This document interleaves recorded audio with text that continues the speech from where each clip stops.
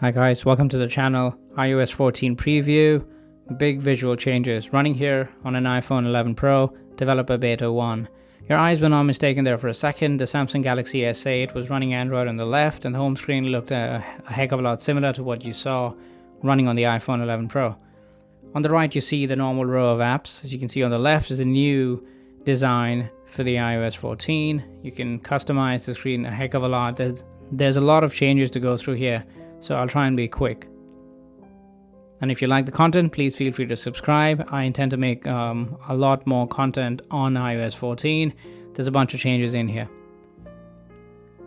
Now, as you can see, iOS 14 does allow you to make the screen look a heck of a lot different from what it used to look earlier. You can customize it using a whole slew of widgets. And prior to moving to that, I'd like to sort of talk about a little bit of a kink in app positioning. Even though there's a lot of customization being offered by iOS, if you move an app from one screen to another, you cannot really drop it at the precise position you wanted to drop it to. It kind of still sort of defaults to the place where it feels is the automatic default positioning. But anyway, as you can see, it's a stack. It kind of goes through all sorts of items. And there are two ways really to use or create the widgets. One is you long press on an app, choose the option edit home screen. Currently you only get the presets that Apple has allowed so far. I'm presuming for the growth of the ecosystem, it's going to open up to all kinds of apps, thereby increasing the possibility of customizing it manyfold. And then the number two way to do it, again, is to press anywhere, long press anywhere on the screen and do the same thing. Again, you can see for each kind of widget, you get options in terms of sizing. This is a small, medium, large by my estimation.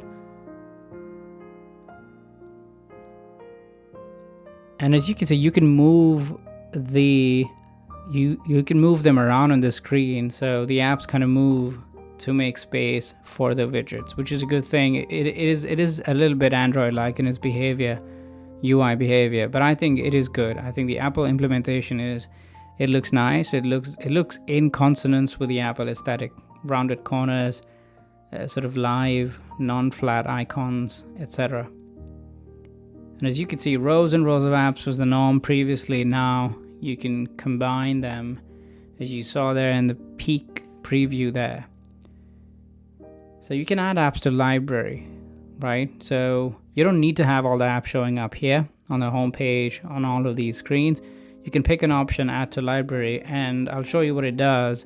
It pushes all of them to the last page. Last page is kind of a library, as the name suggests, of all the apps you really have, right? So all the apps that you pushed over, it's kind of hidden from your screen, and it shows up here. It's kind of organized. It is sort of in those named, folders, and all your apps are going to show up here as well. It is the last page as you scroll through. Now, a small tip here is that apps that are sort of clustered together are really folders, behave as folders, and apps that are larger in size are standalone apps. So when you press on them, they are going to open up, whereas the clustered ones open up the folder itself.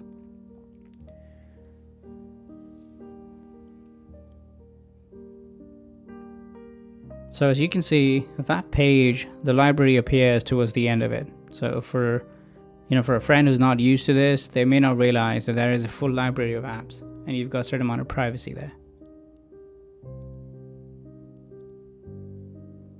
And another feature that is available now is PIP, which again I think Android has had for a while. It's picture in picture. Here it's automatic.